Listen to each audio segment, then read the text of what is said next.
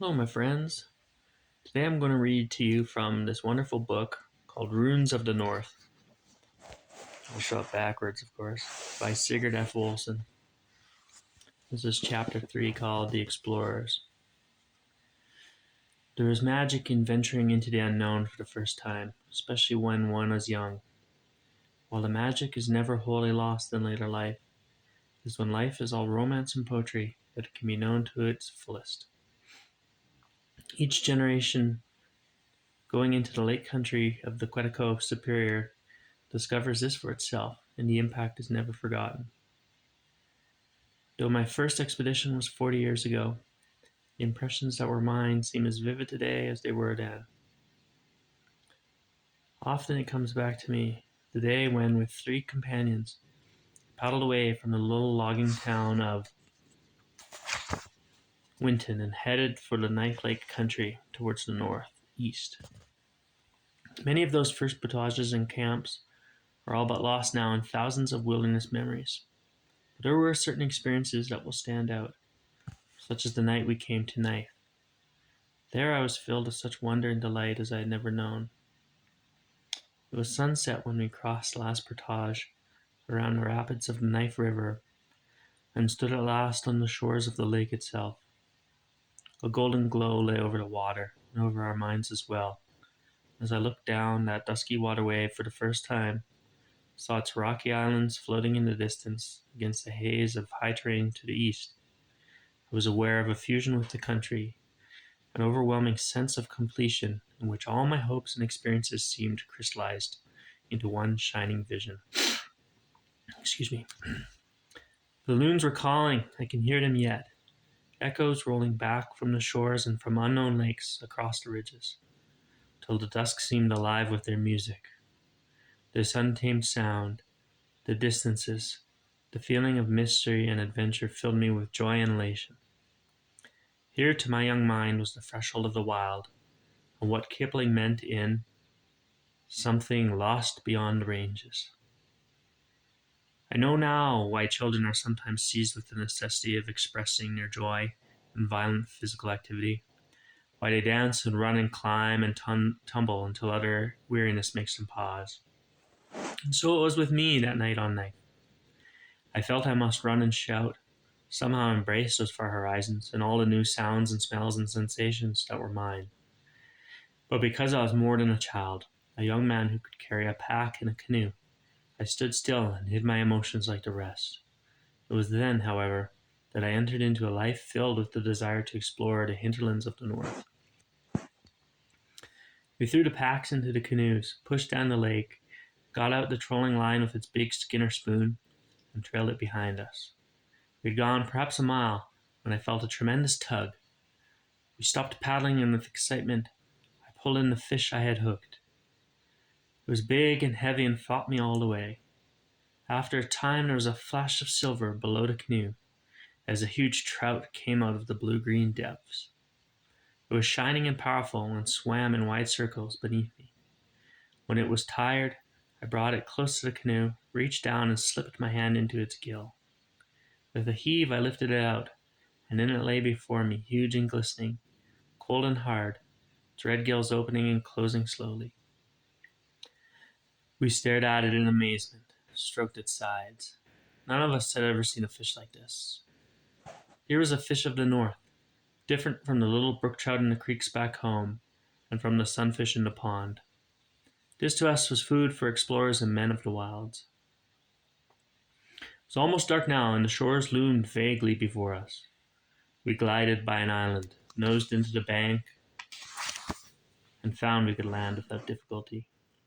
Because the shore was steep and covered with ledges and boulders, we carried the packs up to the top of the island, to where it was level and smooth beneath a pine. Swiftly we kindled a fire between the rocks, pitched a tent, and laid out our gear. The trout was broiled over the coals, and with strong tea and bread we ate it ravenously. Around us was the firelight, above the protecting branches of the pines. We lay there and watched the golden tracery of boughs and were content. In the morning we discovered we had pitched our tent on a flat ledge of rock commanding a splendid view down the lake. Above the water some 15 feet, it was like sitting on the prow of a ship. The water was clear, the rocks and trees freshly scrubbed and immaculate. The land seemed clean, new, unused. Across from our camp to the north and on the Canadian side of the border was a stand of pine. Beyond that, as far as we knew, were thousands of miles of wild country to roam and explore, an unbroken expanse clear to the Arctic. To the south of us on the American side, much of it had been logged for almost 100 miles to the shores of Lake Superior. But to us, on this voyage of discovery, it still seemed unravished and unspoiled. As I sat there, I felt the country's bigness, its space, and unexplored distances. The days that followed were full of wonderment. The spell that was upon us continued, and that all we saw was colored by its mood. Once we came to a little bay between Knife and Otter Track, where the pines and spruces were mirrored so perfectly, we lost the shores in their reflections. Paradise Harbor, we named it, or so it seemed to us. A few miles down the lake and across from the cliffs, we found a waterfall tumbling down a smooth shelf covered with shimmering moss.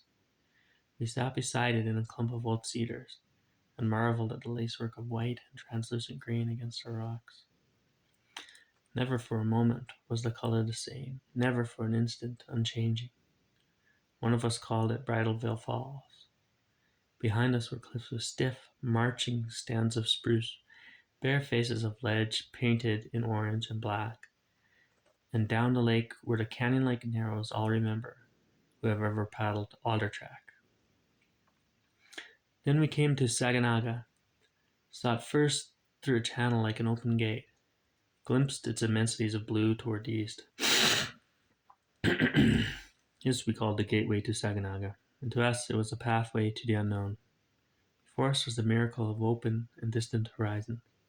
We passed through the channel, entered the great body of water with awe, coasted between rounded islands that looked as though they had been trimmed with gigantic shears, moved at last into Cache Bay, and heard before us the thunder of great falls.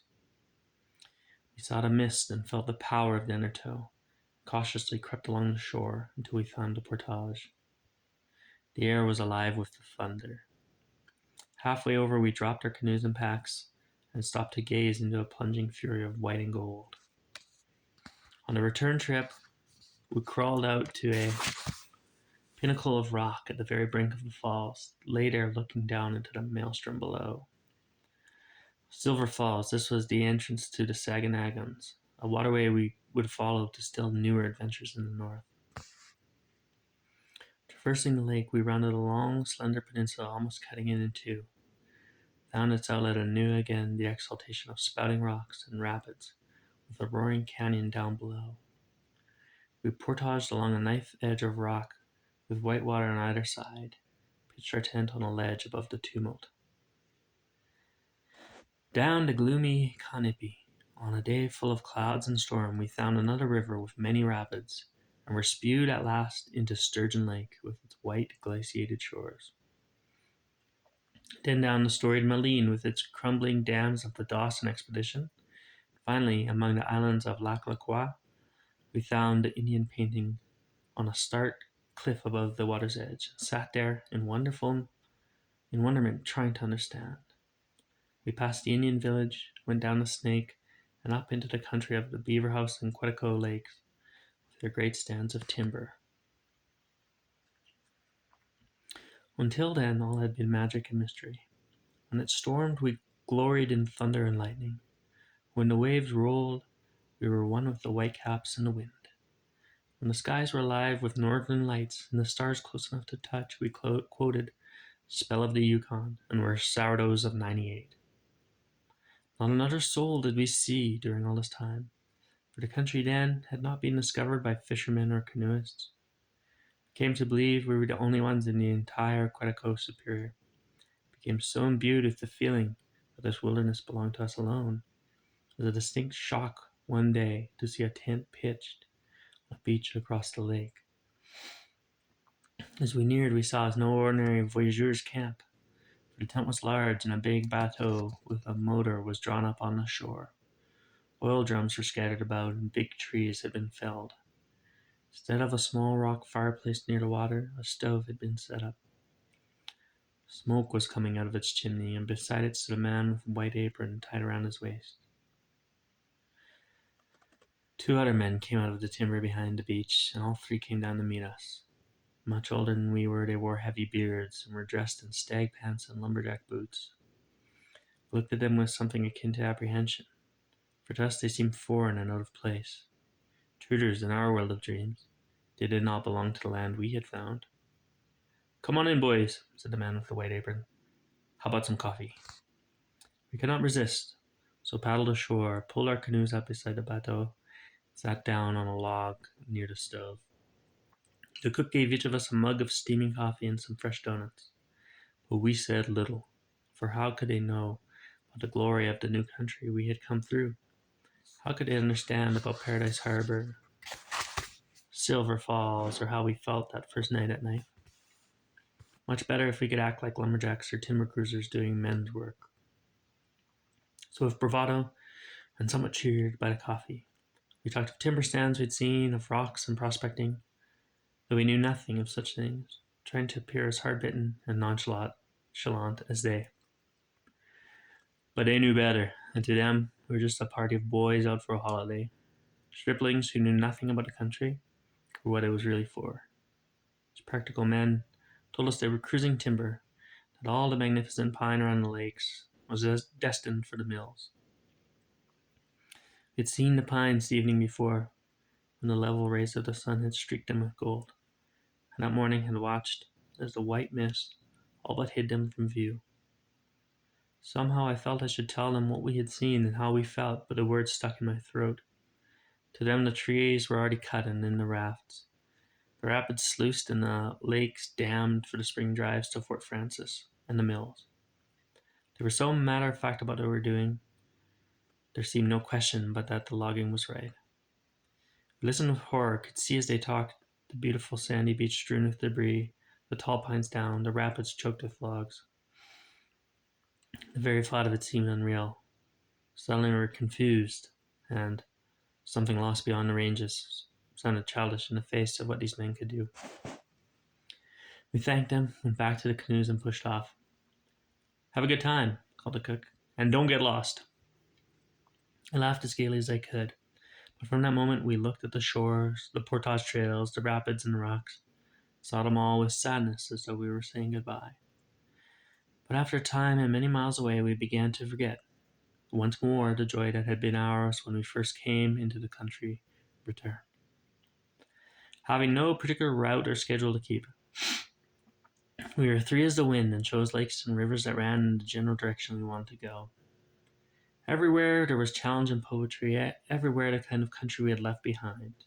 Moose were plentiful then, and we saw them often, in the beaver floages and in the swampy bays of lakes. Once, when paddling down the shore, we saw a cow and a calf in the water, feeding on lily pads, and, while we watched, a great bull charged down the hillside behind us and struck the